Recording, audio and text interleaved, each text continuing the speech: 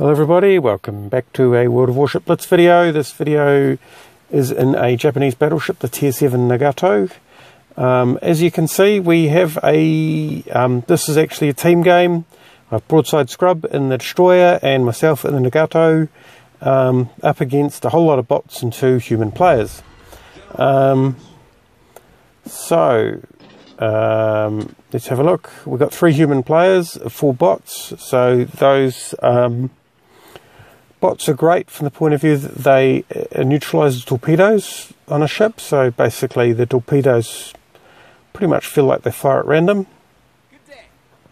So, however, bots do tend to shoot without thinking too much of the consequences, so yeah, they don't get intimidated, and they certainly, looking for Leander to check what camo he's got. Looks like he's got one of the purchase camos, but not the permanent one.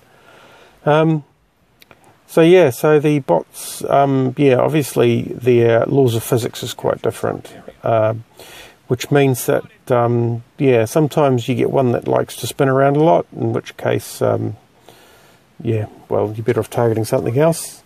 Anyway, the other reason I'm playing a bit more of the Nagato is that having purchased the historical camo for the Amagi and quite liking it, not just its performance but how it looks, I've gone out and got the historical camo for the Nagato.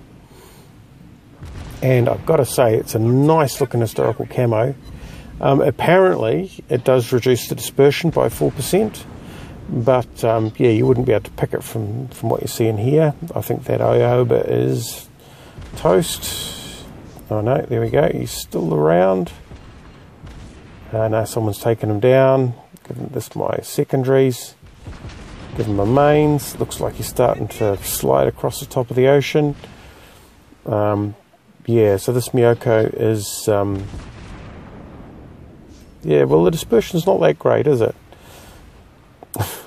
Yeah, so this Miyoko is starting to show all the signs, that Miyoko will start to show all the signs of sliding around. So this York, now we've got to try and pick out the human players. You know, we've dealt with all the close range stuff, you know, and get a nice citadel hit against that York. This New Mexico, the York's going to disappear behind the point of land before there's much I can do about it. So we're going to give our secondaries. So this guy here, and having semi-fire, chances are the York may actually try and slip back out of cover. Still, he's good arcs on his guns, so he should be able to fire over the top of that point of land. But as it turns out, watch the smoke, and we basically punish him for coming out like that. Well, we don't really punish him, that's, well, yep. So we've got 39,000 damage, 3 minutes in. The human players, well, I've still got my human player. Oh, the York's moving forward, so we just fire just in front of him.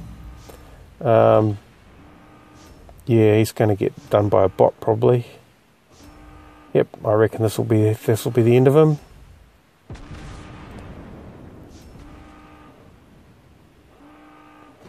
Okay,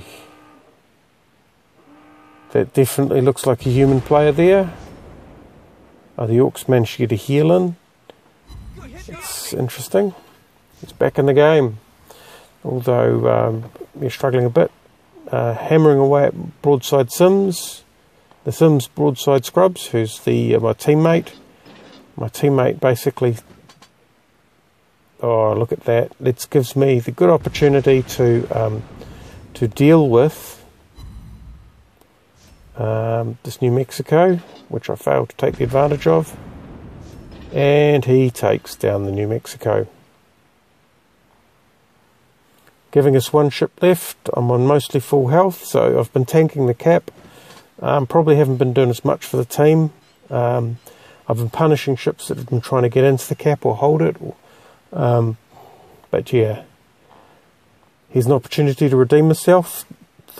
Now this human player here could have, one piece of information to be aware of is that this human player, by running off to the side and firing against the cap, there's only 3 human players. He's really done his team a disservice. So basically, yeah, sure, he may be on full health, and wow, he's setting a lot of fires. So after this, I've changed my equipment, by the way, to reduce the chance of fires, because those are far more dangerous than torpedoes. Torpedoes you can dodge, fires just seem to happen. Yeah, so if he'd been in a better position, he could have done much more to influence the game. Unfortunately, in New Mexico, from a standing start, and the fact that he's got some extra lucky fires on me, because this will be probably the fourth fire, the third and the fourth fire that he started on me. I'm really needing to be a little bit more circumspect about how I fight this guy, so I'm opening up the distance, because his secondaries are lighting way too many fires for my liking. Although I've got one on him, he's got 3 fires going.